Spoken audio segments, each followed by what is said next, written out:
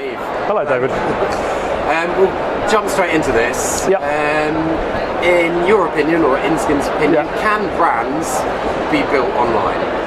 I mean, we think absolutely they can. Our whole business is built around helping advertisers build brand online. I think it's not the sole way of doing it. I think that, there's so much to offer across all the whole media mix that advertisers shouldn't ever be thinking really in isolation about it.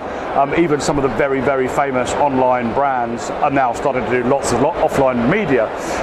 The challenge with online specifically is that it's got a heritage in direct response.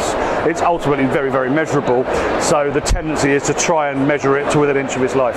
And that's where, in terms of brand building, they need to look at different types of measurement, not just the traditional ones, to be able to really establish the value of building brands online. So that there really is something that they can tangibly demonstrate that they have done some branding work that really works, and a lot of our research is based around that.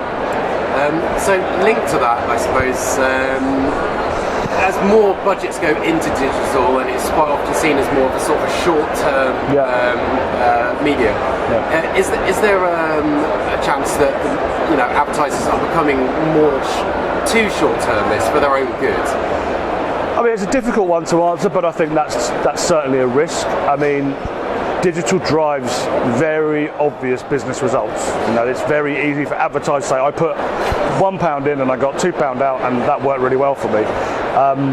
And so that has led to ultimately what is a short-termist market.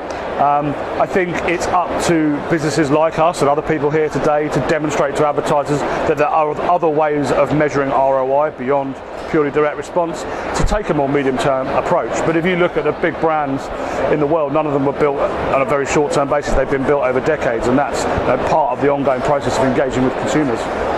Another hot topic that we've picked up on over the last year or so, but are advertisers paying enough attention to context and quality on environment? Well, yeah, I mean, the most bandied around word probably in this area is the word premium, which is something we've always prided ourselves on. But I think with brand safety and transparency that has changed in the industry in the last 6 months, I would argue that it's probably very difficult now to buy any non-premium inventory, which means that there's obviously a huge supply of premium, so that needs redefining. And when that is redefined, I think context and environment will be two of the factors that are important determinants in what is premium. We're about to launch some research a little bit later in this year, which is talking exactly about the same thing, the value of environment and how users interact differently with different types of content. And I think it's a very interesting area, but one in this particular part of the market, this particular time in the market, needs developing further. And finally, everyone's on mobile these days, but is it being properly monetised? I mean, the short answer to that is, of course not.